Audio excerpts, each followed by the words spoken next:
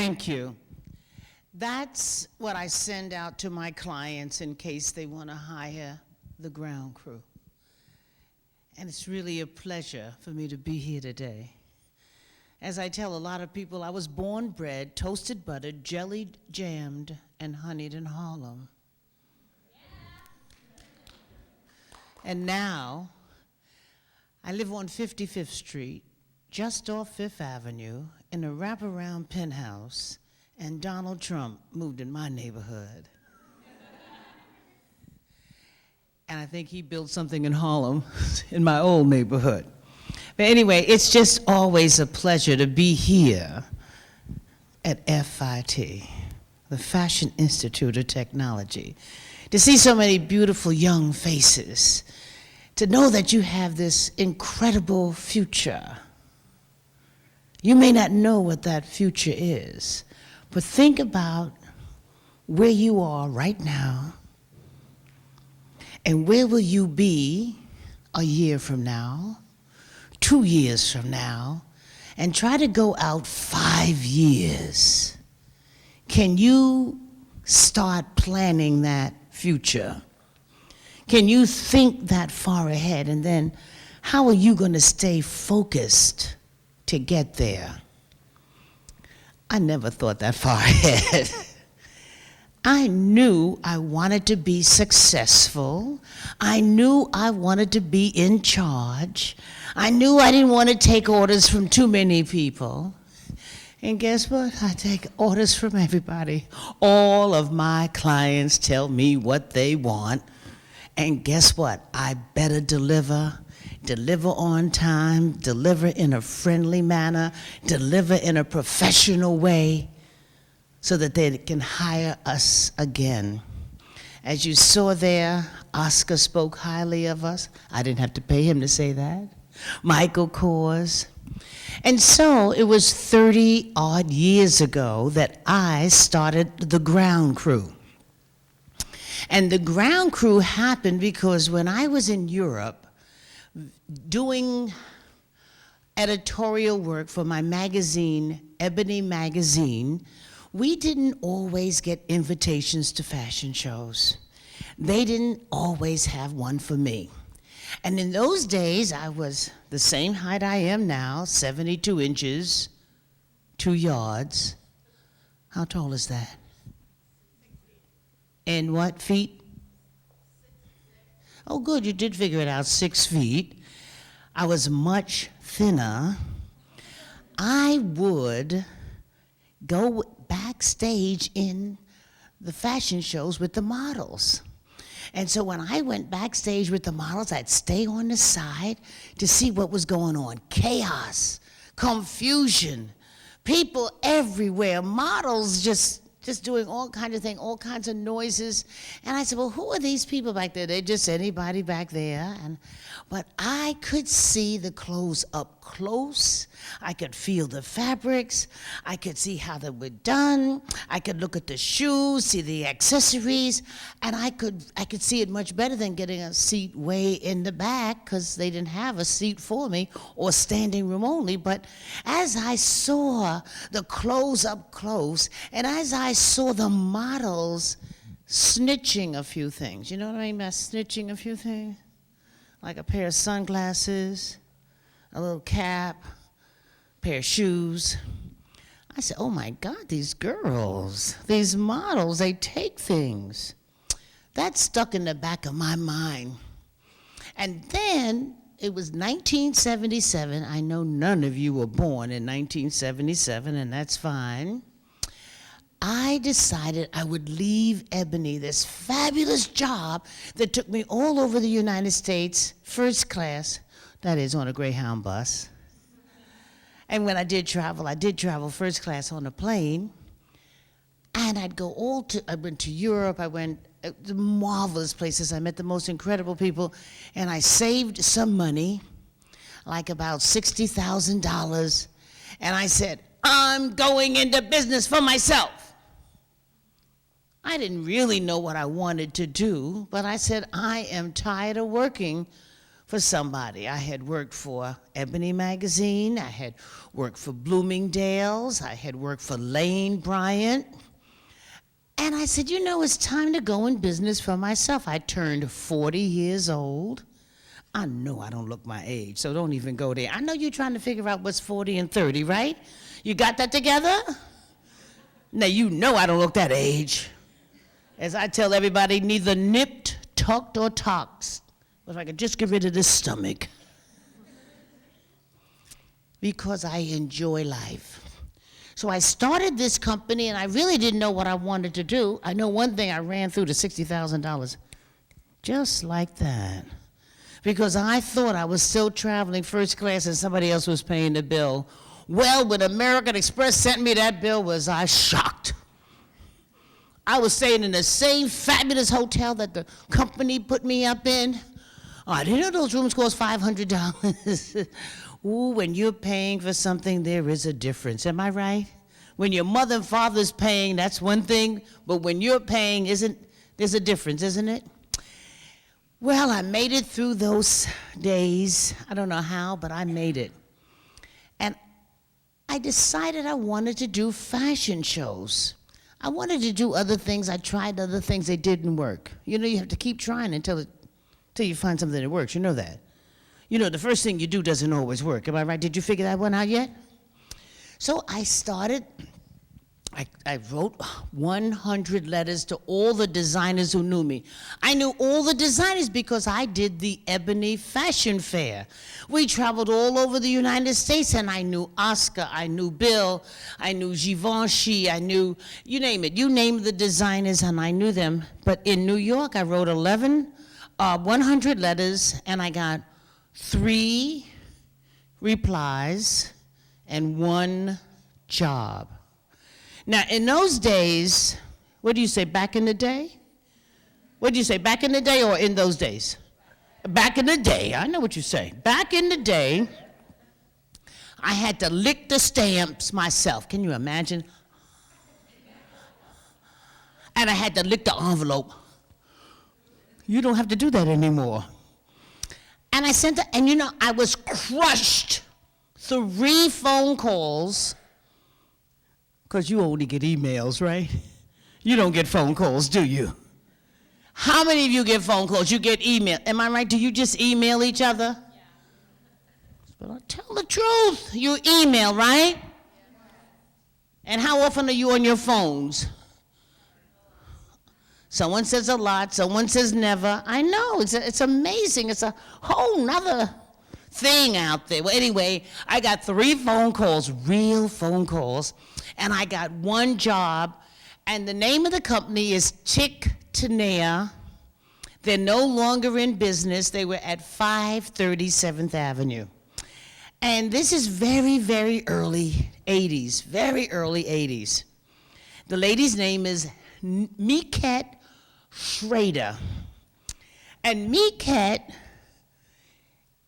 thank goodness for her bookkeeper who was tired of dressing models. Now, picture a showroom. How many of you have been to a showroom on 7th Avenue? You know they're not that large, right? So back in the day, at 537th Avenue, there were 4 or 5 shows a day, every hour on the hour, every hour and a half, and you would bring in buyers and press. And the models would just walk around and dress them back and forth. So you had a job for the whole day, for about 2 or 3 days. Now, the shows are at where? Bryant Park. They take 12 minutes to 15 minutes. 2,000 hours to prepare for one show that takes 12 to 15 minutes if it takes that long. And you have anywhere from 400 people to 1,000 people watching it, and you have the big lights and the big runway and the music. Well, we didn't have all that lights, camera, action. When we started out, it was small. So you did a lot of shows over and over again. What a change. So that's how I got started. Now, I wrote that first letter of recommendation myself, to say that we were so outstanding that they couldn't have done it without us, you know. And they put it on their stationery, and I sent it out to a few people. about another 150 people. And then I got another job. And I got another letter that I wrote to recommend the ground crew. And I kept talking to as many people as possible. I'd get on the phone. Sometimes I'd just go over on 7th Avenue and start at the top floor and work my way down, leaving a little card, leaving something with the ground crew. We do this, we do that. Always selling, because if you're not selling, what are you doing? You're buying. You want to sell something, right? You want to sell yourself, sell a product, sell yourself to the boss, right? You always got to be out there. Well, I stayed out there, and 30 years later, we are BUSY in, let me see, there were 8 days, right? February 1 to February 8th, that was Fashion Week. How many of you know about Fashion Week? Good. How many of you did some fashion shows during Fashion Week? Good. Now, you are the ladies and gentlemen who took the jobs from the ground crew because, see, we get paid. I hope they paid you something. That is disgraceful. The ground crew gets paid. We guarantee that nothing is missing. Remember I told you when I was in Europe, those models would, keep a few things. They think it's theirs. They had it on. They're doing the same thing today. We guarantee you that nothing is missing. We make certain that every model has on the right dress at the right time. She has the handbag in the right hand, and that the jewelry's on the right or the left arm. We pay attention to the details. Now, somebody wrote a book, Don't Sweat the Details. Well, that's what we do. We must sweat the details for the designer. How many of you want to be designers? You must sweat the details. You want to be a designer. It has to be just so. Not perfect. Boring is perfect, because nobody's perfect. You'll be perfect all by yourself. And why would you want to be something all by yourself? But anyway, we did 33 fashion shows in 8 days, and we did 50 pre-production jobs in that same span. So we were busy. We had over 150 ground crewers here, there, everywhere. And so many of the shows overlapped. Now, what do I mean by overlap? I'll give you a good example. Wednesday was the 6th of February, yes? So we had Peter Psalm at 9. We had, who else did we have after Peter Psalm? I know we had somebody at 10. We had somebody at 11. We had somebody at 2. And another day we had Nanette Lepore at 10, and we had Michael Kors at 11. And then we had people over at Gucci, and then we had people going from Oscar de la Renta to Halston. We had people just going from one top designer to the next. We had a lot of young designers.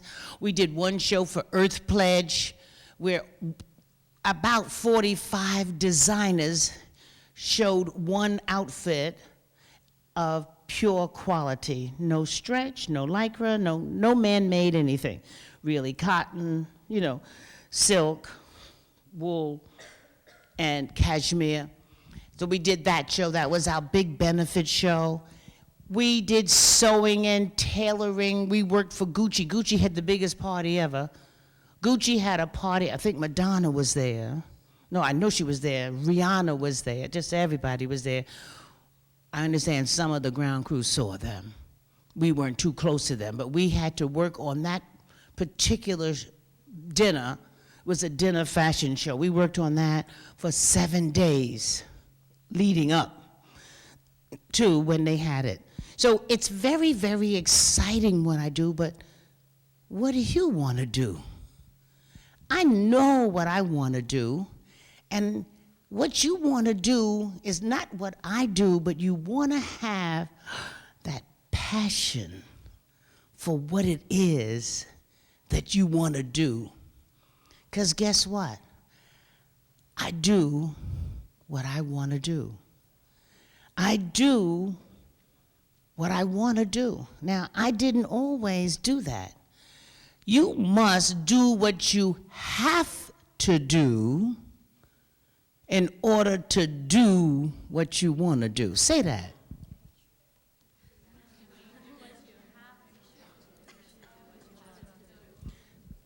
Makes sense, right?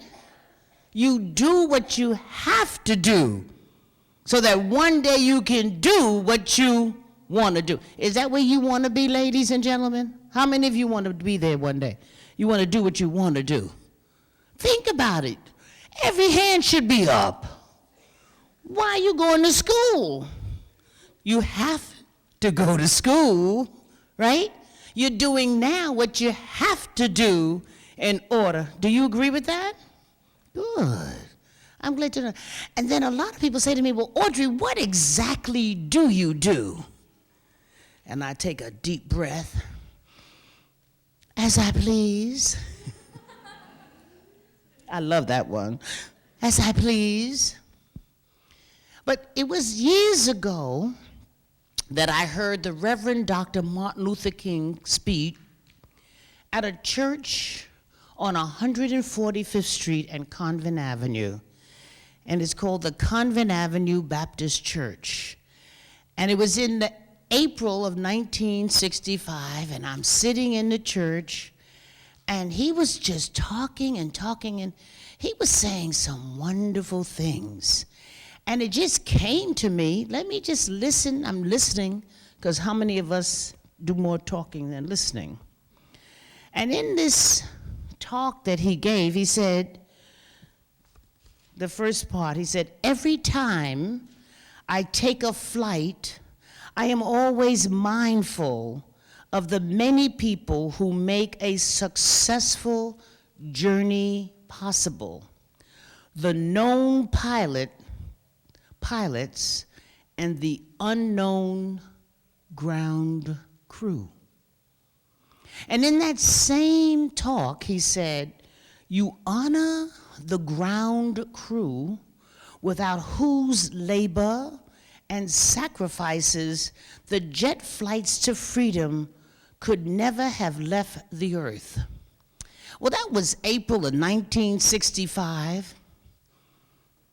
By 1977, I start my business. In my 1982, I'm doing fashion shows on 7th Avenue, and I said, I'm going to name my company the Ground Crew because I remember hearing Dr. King talk about this ground crew, but I never, ever could find the reference. I asked everybody. Little did I know that you could go into the internet and find this stuff. Because we didn't do the internet in those days. So I just discovered this about 3 or 4 years ago when a friend gave me for my birthday a book of wonderful speeches and sermons that the Reverend Dr. Martin Luther King gave. And the book said that on the 10th of December, 1964, when he received the Nobel Peace Prize Award in Oslo, Norway, he gave this speech. And I read that. I was so excited because I knew he said it, but I never knew how and in what context, so I just made up ground crew, the runway, the takeoff, the landing. The pilot is the designer. The co-pilot is the assistant. But what about those invisible people who clean the plane, prepare the plane, do everything that you don't even know about? That plane can't take off with what? The ground crew. So that's what I always talked about. And that's who we are backstage. No one else was doing this. This was something that I came up with, and I had to convince people. Now, what is it that you are going to come up with and make a successful living doing what? Tara?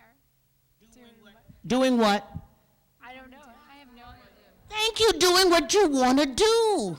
Got it? Doing what, I don't know what you want to do yet. And you don't, I know you don't know either. It's okay. I didn't know at your age what to do. It's all right if you don't know what you want to do. How many of you know what you want to do? A few of you got your hands up. So about a set, we'll get to that. That's good that you know, honey, I didn't know what I wanted to do. You raised your hand. You know what you want to do? Good for you. I'll talk to you a little later. But most of us don't know what we want to do. Some people get to be 40, 50, 60 years old and still don't know what they want to do. You're not going to be those people. By that time, you're going to know what you want to do, and you are going to do what you want to do. Very good. So this is what you are striving for. Now, how do you get there? How do you get there? What did you say?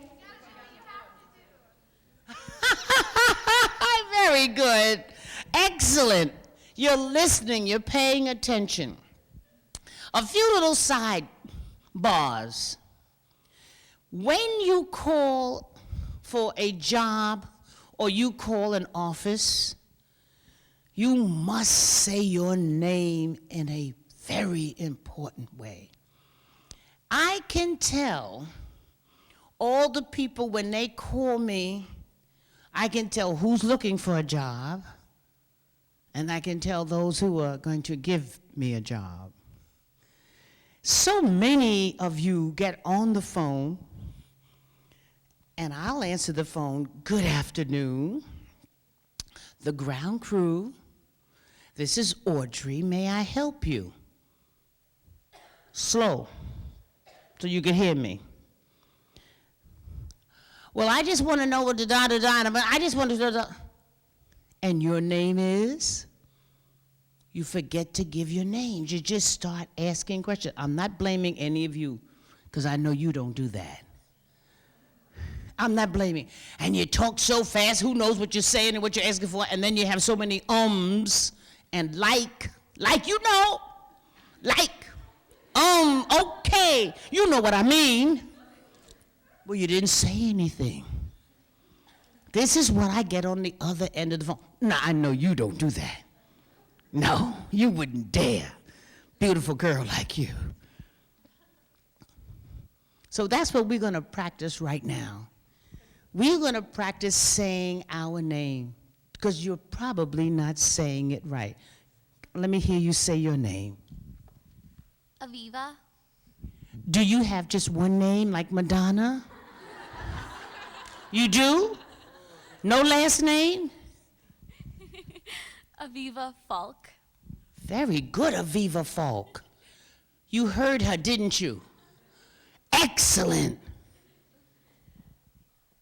And your name? My name is Ji Young-song. Did you hear her? Did you hear her? Say it. No. My name is Ji Young-song. Ji Young-song. Ji Young-song. Now you must take your time. Now you see she's laughing at me. Which means that most people don't understand your name. Am I right? So we're going to have to play with this. It's G. You don't mind me doing this, do you? Yes? No. Because this is very important. If you call my office or any office, how are you going to say your name? Take your time. Ji Young. Young-song. Hong. Song. S-O-N. Song.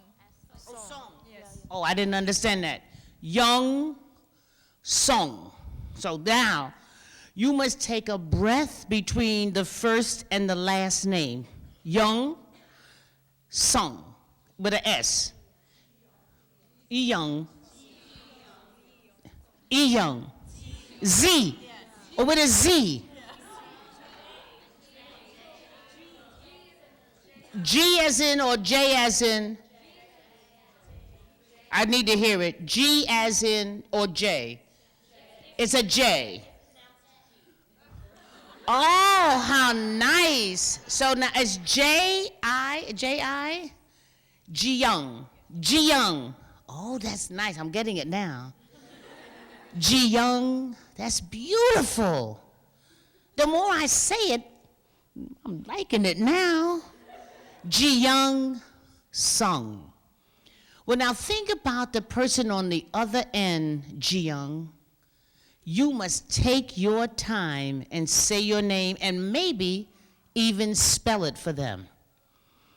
Because when people call my office, I have no idea who they are. They say, Helen Brown, Lisa Jones. So what you want to do when you say your name, I'm going to have you say it out loud. You must say your first name, take a pause, and then say your last name, but don't go down an octave. My name is Audrey Smaltz. Did you hear that? I didn't say my name is Audrey Smaltz.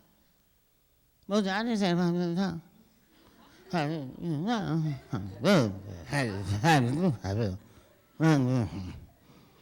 but you know how to say your name. The next lady next to you, can you say your name?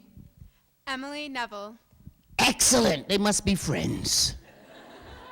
So what I want you to do is when you get on the phone, you must say your name the first thing. Am I right? If you're dialing a phone to someone, not unless it's your best girlfriend or your parents, you just say one name. I want you to have two names from now on. Will you promise me two names, except for my friend over here who is just one name? It's okay. You know, there's Oprah, yes. There's Madonna, and I know you know a few more, yes? But you basically have two names. So this tells me who you are, because you say it with confidence. You say it with assurance. You say it like you love it. What's your name, young man? Ricardo Charles. Ricardo Charles, but the first thing I heard was You're not the only one. A lot of people say, I'll say to somebody, well, what's your name? And they say, And I say, oh, hi, Don't get caught in that Don't get caught in that So I want you each to, can you stand up with all that junk you have in your head? And take a deep breath. You say your name, or just sit there and take a deep breath. First name and then last name. Out loud.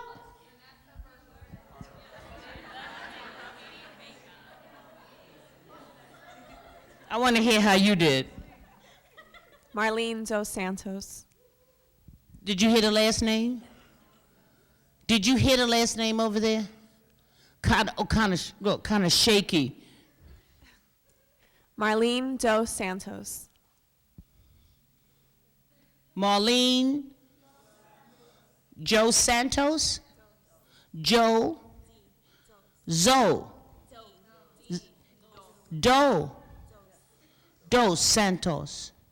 So you got to take your time with that, darling. The first name?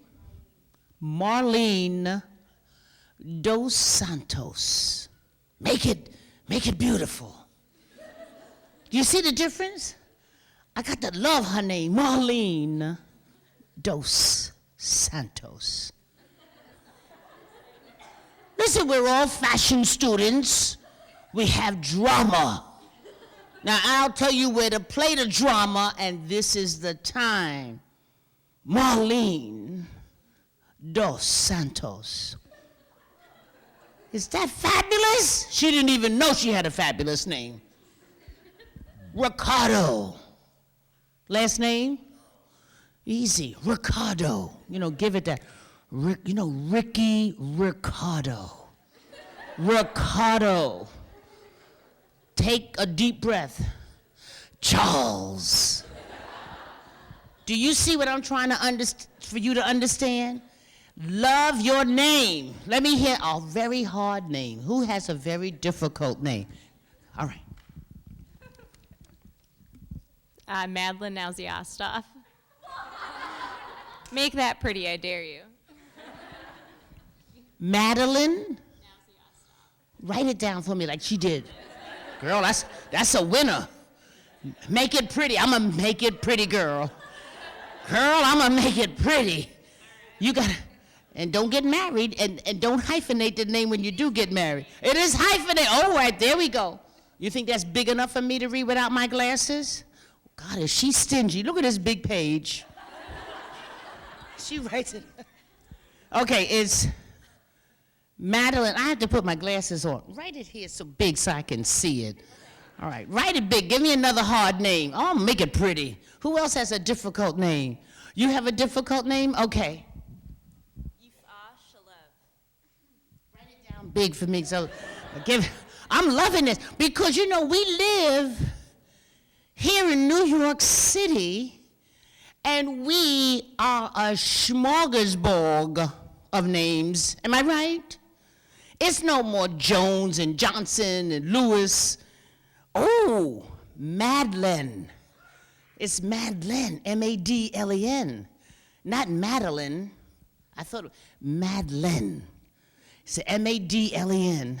Norse, N-A-U-S-E, right? Norse? Oh, Nowsy. Oh, you want it Nowsy. No, wait, we're gonna make you want it now. Madeline Nowsy Osthoff. Osthoff. Oh, that is a mouthful. Madeline Nosy Osthoff. Madeline Nosy Osthoff. Did it get to you yet? You better fall in love with this name. I want you to stand in front of the mirror, and I want you to say your name to yourself until you fall in love with it. And everybody else is going to like it too, because if you say your name and you don't have an attitude of gratitude, nobody else is going to like your name. You understand me? You know everybody want to call me Smalls. Do I look like Smalls to you? Tall as I am, am I small in any way? It's Smaltz, and I put that TZ at the end of the name. All right, your name. Good, pass it to me, thank you. They're writing a little bit larger, not much. Ooh, Yifa? Oh, Yifa. Yeah, the Yifa. Yifa Shalev. Nice. Yifa Shalev. Yifa Shalev. Is that Israeli? Ooh, I'm loving it. Let me get it. Honey, I'm liking this one, but I still like Madeline Noisy Oftoff. Close, right? Nice. Listen, the point is, ladies and gentlemen, fall in love with saying your name when you call any office, when you call for whatever it is that you have to call for. Do not say it too fast. You know how fast you guys talk, don't you? And we don't always understand you.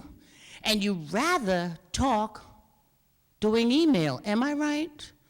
You would rather speak writing your emails. Maybe you would like to talk on the phone. Do you talk on the phone? Or you like an email? But tell me the truth. They're not answering me, so I know the truth. They like emails. You must be able to speak articulately. You must be articulate. You must be able to correspond verbally, not just email and text messages. You don't think I sent a text message and got my first job, do you?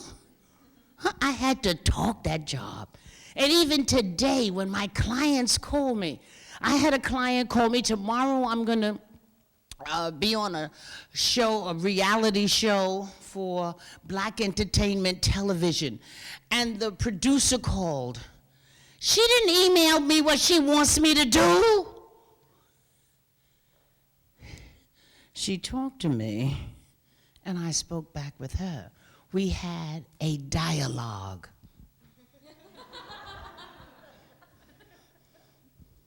I have a dialogue with my clients for a fashion show, but when they want to be very specific that they need certain things, I'm glad for that email. So they make certain that I have it right, that I wrote it down correctly. But you will want to have a conversation with your producer when you have your producer of a TV show, right? Yes? You don't want her to email you and tell you this and then you email her that. Isn't that cold? Is that cold? You want to be warm. You want to, is that important?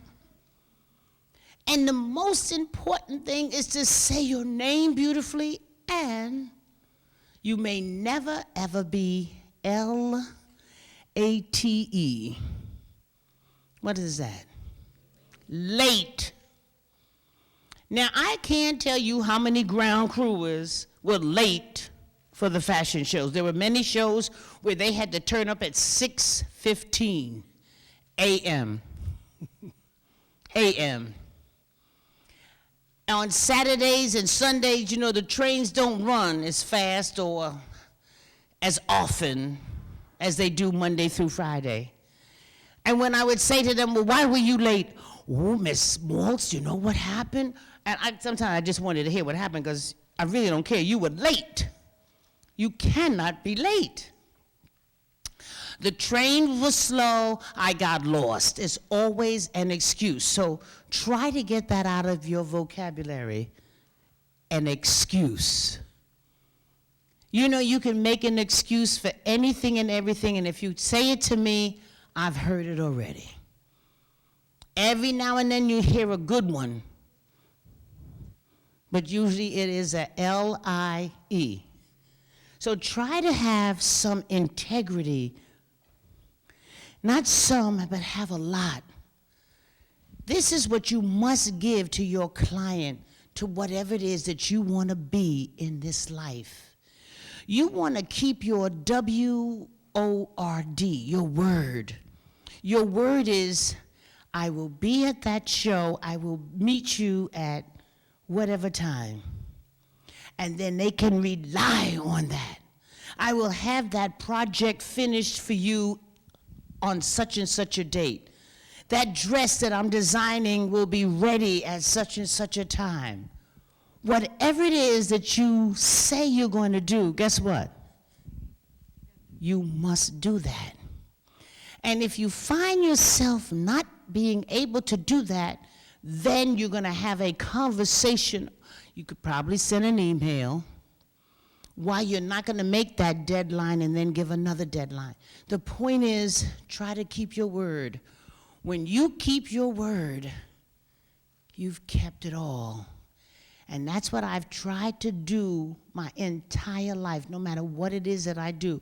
If I said to Dr. Professor Papazian, who called me and said, when can you come to, I said, I will be there on February the 11th. Is this the 11th? On Monday, and I will be there at 4 o'clock. Done. Done. You understand? She never, ever had to worry about that. How many times I've been doing this, Alice? 2. 15 times 2. Have I ever missed? Not 30 some. Have I ever missed? I want to hear an applause.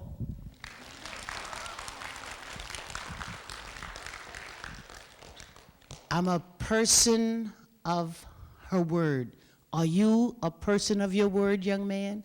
Can I depend on you when you tell me something and you're going to, whatever it is that you're going to tell me? Great. He said yes. He said yeah, but he meant yes. Yes. Be a person that will take you around the world and back. You are a person of your word. Is that who you are? Yes. Let me hear it. Yes. Yes. I didn't talk on this. I don't know whether I have much time, but I will just hit on one other thing. So we talked about late. We talked about romancing your name no matter how difficult it is, right? We're going to romance your name, Madeline. Noisy, right? Ostov, close, close. Sounds good to me. Because they're not going to always get it right, you know. If they get it close, take it. Pause, take it. Until you become famous, and then they'll really get it right. Romance your name. Don't be late. Be your word. The word is integrity, but I'll give it to you easier. Just be your word. Whenever you say something, then do it. Do it. Don't say it if you can't do it. Say, I have to step back. You know how to just step back. You know you can't do everything. That's another thing. Some people like to do too many things. So be your word. And very, very importantly, that Professor Papazian just said to me, you must network. Network. Get to meet the right people who can do something for you, and then you can do something for them. It's not gimme, gimme, gimme, take, take, take. It's, I have something for you, you have something for me. You know, it's a give and a take. And oh, does that work? Oh, that works every time. I can think about the 36 or 37 odd years. I can call her Alice. You can't. Alice and I have been friends.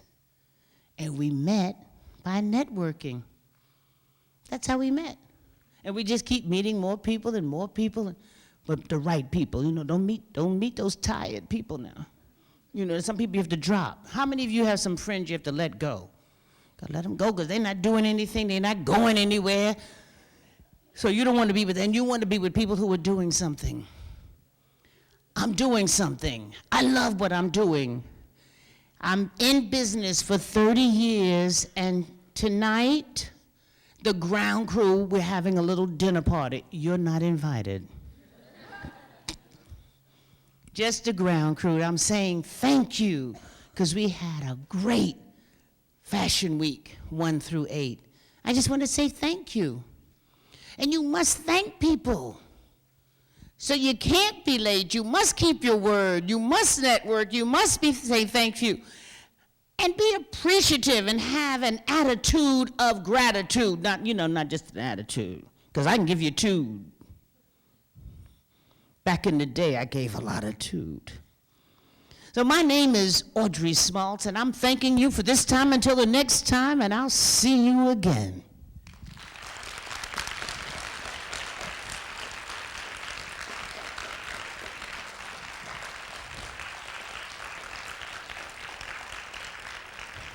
Thank you. Any questions? You have a few questions. We have a couple of minutes for questions.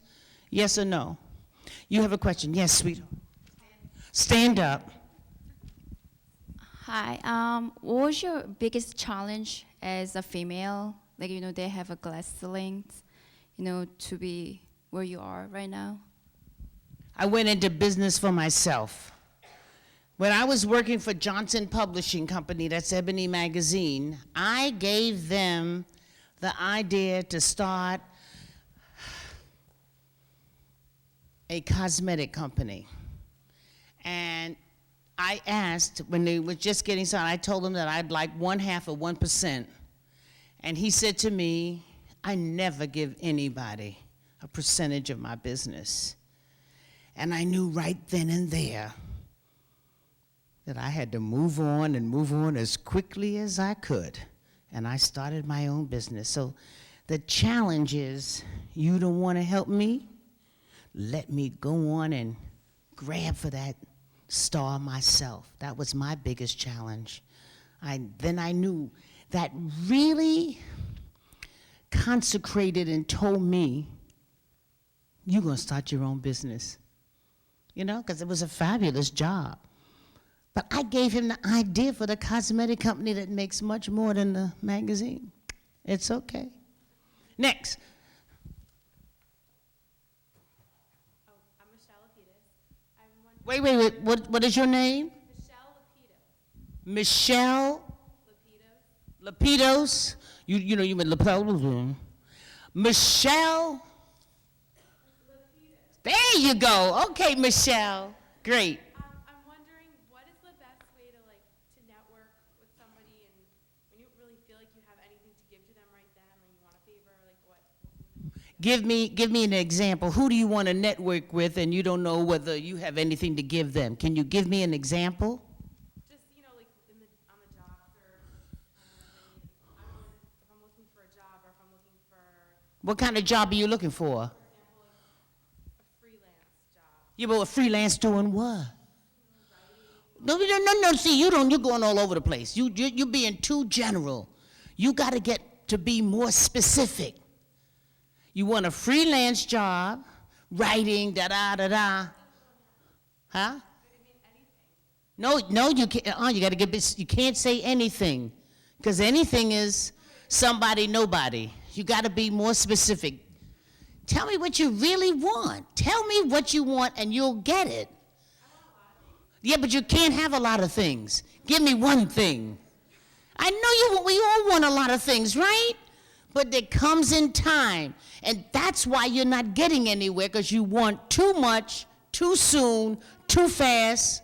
Just give me one thing and you'll get it. Just one thing that you really want. You want a freelance job. You started out with that. You still want that? I feel like in that kind of situation, I have myself to give, if they're gonna hire me, it's that's the job. But if you just want kind of to keep in touch with someone, and you want them to help you out with something, do you have any ideas for just a quick way to No quick way. There's no this is not instant tea. This is not fast food. This is something you cultivate. I didn't do anything quick with Alice. Quick. It's how you approach that person.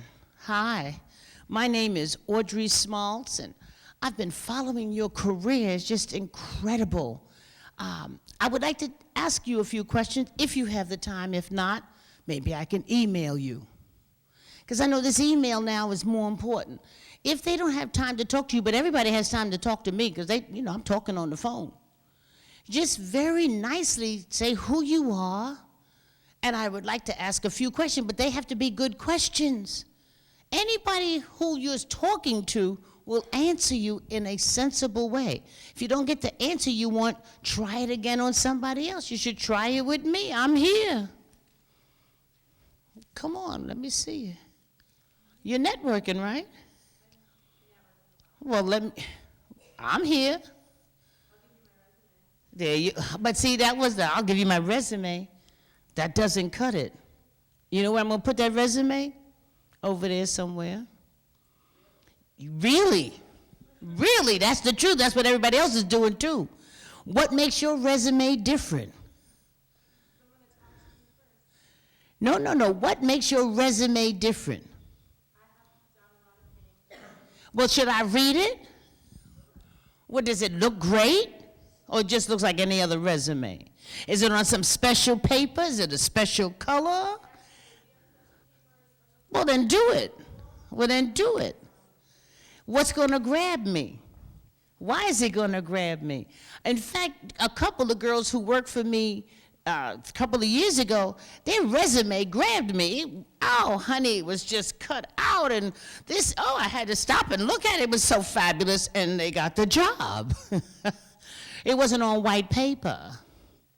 It wasn't emailed or faxed. It was snail mail, divine. Sometimes those resumes come in the form of a DVD. I can stick into the computer. 2 minutes. Different, right? See? It has to be unique. And I can't even get into that whole subject. You know, that's another subject, right? What makes your resume unique? And something I've noticed while I'm just standing here talking to so many of you, you guys can really chew some gum. Oh, no way. You can't work for the ground crew and chewing gum. Now, you may have some gum in your mouth, but I'm telling you know who you are. The gum chewers. Watch it. We have to go like this. There's many models. They're ready to go out on the runway, just chewing gum. You wouldn't believe that, Madeline, would you? No. Trust me, they are. Did I answer you enough? Did you get a feel from what I'm trying to say to you? Yeah, we'll talk. There you go. We'll talk. One more question. You have a question? I was actually just walking by, and I thought that if I would come here, I could gain something for myself. I mean, regardless of who the person is, whenever you hear someone, you can always take something and apply it to your own life. I have two questions for you. I listened to the end portion of your lecture, and I got a lot of it. What was the romancing of the name that you were talking about, and the importance? What's the importance of romancing your name? Wait, hold on, because when you call someone's office, if you're not calling your parents or a friend, you must say your name in such a way that the person you are talking to at the other end is engaged and wants to keep the conversation going. Engage, you must engage that person. And if you don't engage that person by saying who you are, hello, that's that answer. Did you get the answer to that one? And the second question? And the second question is, in addition to what that lady was saying over there, You see that lady's saying over there, you know she has a name. She told you twice. Michelle. Thank you. so when you're networking and you're meeting new people, and you want to be able to talk about your experiences in a very polite and formal way, how do you go about doing that? How do you greet a person when, for example, it's the person you've been looking to see your entire life, and they're standing right there? You don't just say oh, here's my resume. Oh, no, indeed not. Don't you do that. Don't you dare do that. Who is that person that you're standing in front of that you've always wanted to talk to, and they're right in front of you? Who is he or she? For me, it's Shireen Nishat. Who did she say? Shireen Nishat. She's an artist. A student here? An artist, a student artist. Oh, just an artist. Oh, okay. And her name is? I don't know her, but it's okay. I don't know her because I can name an artist that you don't know either. So you thought I knew everything, right? I don't. It would be boring for me to know everything, right? Wouldn't it? What would I learn? You guys teach me. So you saw this artist. She was standing right in front of you? Well, first of all, it's all about the artist. It's not about me. You cannot approach somebody that you want something about talking about me. I'm Audrey Smaltz, and I can do this, and I'm that, and girl, I can do this, and let me tell you more about me. You get the me out of that equation, and you go right into who that person is. I saw your exhibit. It was incredible. I was at the art gallery. I took the poster. They had this poster there, and the man gave it to me, and I framed it. Because you know, one day, I'm going to be able to buy one of your paintings. Girl, you got me going now. Wow, this girl really likes me. She saw my exhibit. All you do is talk about that person. Don't you just tell her your name, romance your name. She might remember it, Madeline. She might remember Noisy. She'll say, oh, like noise. And then it'll say, oh, you're the noise person. See, that's it. You got that? Do you understand what I'm saying? Did I answer your question? Not exactly. What do you want? You want me to introduce you to this person?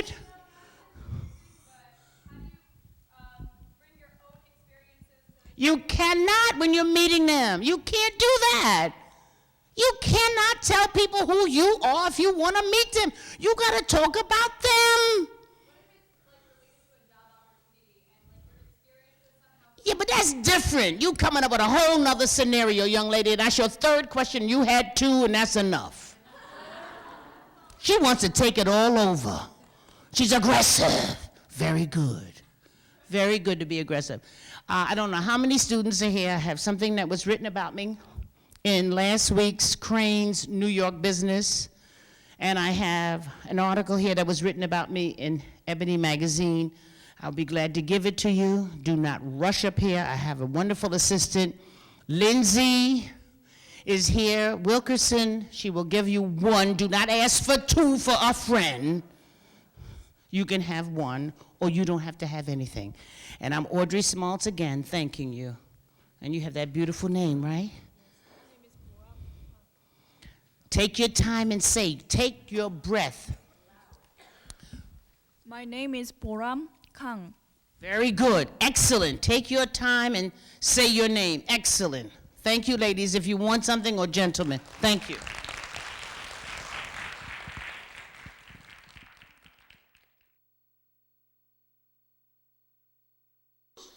From the rest of Lee and Fung. And I'll be very open about it. We did that because the Lee and Fung sourcing teams overseas have an agent type of mentality, meaning they're a service provider, right?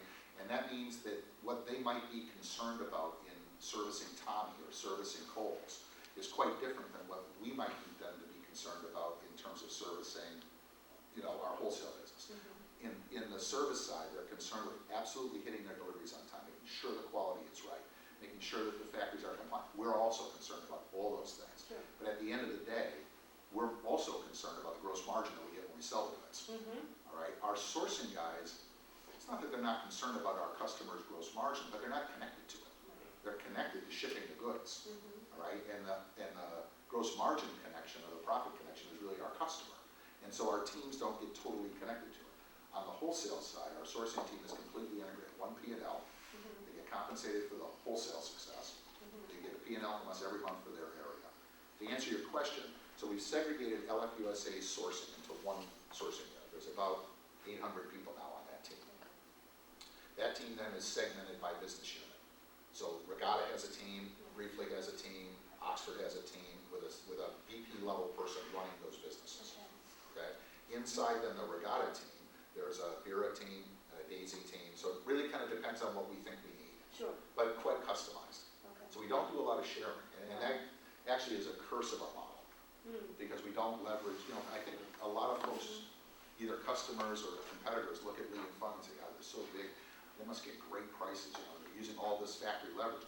We don't look at it really that way. We would not necessarily leverage a Kohl's factory relationship for Belks. We just wouldn't do it. We couldn't do it, right? I mean, as a Chinese wallet gets built up. So to a degree, I guess you kind of get informational leverage. Not styling, but you kind of know what's going on price-wise or whatever the case is. But we don't negotiate one against the other, or combine the orders and aggregate the orders and go in and negotiate at once. At LFUSA, we do a bit more of that. So if Oxford's got a knitwear program for Walmart through its Young Stuff division, and Regatta's doing knitwear for Walmart, our guys are talking all the time to see if it might make sense to do it together. So there's some nuances to it, but the structure is very much lined up the way the businesses look. And overseas as well, or is it? Overseas as well. Okay. So they have a counterpart. Karen would have a counterpart overseas that actually she's talking to on a daily basis about the department store brands. Okay, and then Karen's merchandiser in the U.S. would have a counterpart, a product manager or something overseas talking about JH. So pretty comparable. Actually, I don't think too dissimilar to the way you guys are set up. Kind of, right, from what I know now of the organization. Yeah, and we're constantly questioning. Right, right. So, Well, everybody always questions leverage. right. How do you lower the cost of it? You're always constantly trying to do that. And to a degree, listen, we've been trying for years. We haven't been very good at actually lowering the cost of sourcing. We've been good at raising the value-added services we provide. But we haven't yet been able to figure out really how to leverage the cost without kind of breaking down one of the core things that we do, and that's to customize the supply chain. As soon as you use the word customize, it's expensive. Right. Because you're doing it all on its own. Thank you. So Rick, how have these performed financially, these acquisitions? So far, very well. Yeah. Very well. We don't break out the profits on them, but I can tell you that it's very profitable right out of the box. Have We're you had buying any profitable companies, so it's not, I don't want to sit here and take credit that it built some kind of a profitable thing. We want to be profitable. They're all profitable Should stay companies, profitable. correct? I mean, particularly Rossetti and State. You probably are pretty aware of some of them, yes. Some They're of them, all yeah. very profitable. Yeah. Even the Oxford business that we took from Oxford Industries. Right. Although I think that was probably the one area where we really greatly improved their operations. And, Right. and this is not, I'm not being negative to Oxford Industries, but they were a 100-year-old company with a lot of legacies and a sourcing model that was built as a manufacturer. Sure. right? So even their sourcing overseas was really controlled by production guys in Georgia. Right? Absolutely. And very expensive. But he finally got religion and he knew what he was best at doing, and hence he sold you those And bread. we then converted that business to a pure Right. sourcing model. And so we had pretty significant impact on their costing. And so Oxford actually has been improved quite a bit, but it was profitable when we bought it. Right. It's one of the criteria. We're buying developed, well-run, profitable businesses with track records. Yeah. Which deals have not worked out? None. They're not on that screen, obviously. I'll tell you, and we'll talk a little bit as we get into the business model thing. We've done 32 deals as a company. Right. So now some of those deals are sourcing deals like Dodwell. Some of those deals are what we call virtual manufacturers. We have a company called Camberley as an example that operates as a supplier on an FOB basis overseas to people like Ann Taylor, and they might go through their buying offices. So again, here's an example of a company not using Lee and Fung as an agent, but we want to still work with them. So we have a vehicle that designs and develops women's suits and Right. other sportswear, and they use it like a supplier, through their sourcing offices. So we've done 32 deals. I cannot tell you, and I really mean this openly, that any deal has failed, which is quite unusual, as you well know. And 70% of the deals that go down typically over a 5-year period fail. It's very difficult. We have not had one. We have the 6 out of the 9 directors of the company are former founders of the companies that we've acquired, including myself. With the exception of one company, a company called Janco, that we acquired maybe 4 years ago. All management and all, for the most part, employees are with us. In the case of Janco, they stayed for 3 years and retired, which certainly was within their rights. And I think a lot of it has to do with the filter that we put on these things. We have a very, very different kind of a filter. We are a real strategic buyer. We're a long-term buyer. We are not looking to leverage companies. We're not looking to cut overheads. We're not looking to have management exit once their earnouts are over and replace them with quote-unquote professional managers. It's a very entrepreneurial company that values the ability to bring these guys in and just help them grow and maybe accomplish something that they haven't accomplished in the past. Right. We pay them a lot of money, as you well know. You've seen the numbers. Yeah. But Since I you're can not tell you, not one has failed. That's remarkable. Yeah, so far. Okay, good. All right. It'll Miracles do exist. So, but since you're not buying branded companies, what kind of multiple are you paying? Most of the deals in the U.S. have been between 5 and 6.5 times EBITDA. Pretty reasonable prices. Sure. Most of the deals overseas, if I look at it as a group, it's all public information. Right. So I'm not sharing something I can't. Most of the deals overseas have been a broader range. The lowest 5, they don't do EBITDA deals. It's almost all profit after tax deals. And after tax deals of 8 to 12. Right. Now, we just did the C Group last year, which was a cosmetic deal. That was like 19. That was probably the highest multiple we've paid. But it was a business we wanted to get in. We had 2 phenomenal, pretty young guys that we think will be with us for a long time. Had a good track record, had a good account base. And when you looked at the multiples in that industry, for whatever reason, in the health and beauty industry, they were pretty high. Yeah, expensive. Yeah, pretty expensive. And we just decided that strategically, if we wanted to be in health and beauty, again, the most important thing for us is who are the guys that we would like to build a $1 billion health and beauty business around? Yeah. And these were the 2 guys we picked. And they were Hong Kong based and running a good company, and we felt good about them, and so we paid a little higher multiple. But in the US, I would say typically, we've done as low as 3.5 times EBITDA, as high as 6. Yeah. Yeah. See, it's But I want to be honest with you. We're not buying branded companies. We're buying private label and proprietary brand companies. We're buying companies from guys that want to stay and continue to build. So we give them the kind of deal that encourages them to stay and continue to build. right. So their incentive is to purchase and monetize, certainly to an extent, but also to be able to look down the road 6 or 7 years and maybe do it again with us. Sure. So we're buying the kinds of companies where I think the motivation of the seller is not pure multiple. I can tell you that when I talk to people and they're really interested in nothing but the monetization, it's the wrong kind of guy for us. Right. I'm not being critical of it, because if they want to sell their company, they should get whatever they want for it. That's not our kind of. I hear you. But how do you tie the management to the company post-acquisition? Really, part of it's the deal. We do all deals on at least a 3 to 5 year earnout. So they don't get paid fully until 3 to 5 years. And then of structure is a purchase price, Mhm. cash up front, whatever that's negotiated at, a 3 to 5 year earn out, and that actually is getting closer to 5 than 3 now because we find that 3 is too quick. You know, we're already dealing, a year and a half into the relationship, we're figuring out how to keep them, right? And we decided we wanted to kind of extend that a little bit. And then at the end of the 5 years, there could be an earn out. And that Yeah. earn out could be based on saying, look, here's the business today. If you can deliver a 15% growth rate or a 12, or whatever we decide is a fair number for that business, Mhm. and you can do that, there might be another multiple available to you down the road. Mhm. And so it gives them a financial incentive to stay. And then frankly, beyond the financial incentive, what I have found with these guys, they're very entrepreneurial, very successful, and we put a lot of money in their pocket. So you say, well, why would they ever stay? I'll tell you, if the filter is right, what we're finding is, if you're selecting the right kind of guys, right, that sell their companies, most of them want to do something they couldn't have done on their own. So these are companies that might have gotten to 150 or $200 million. They're making $25 million a year. I mean, you know, so they're certainly earning good money and building a good situation for their family.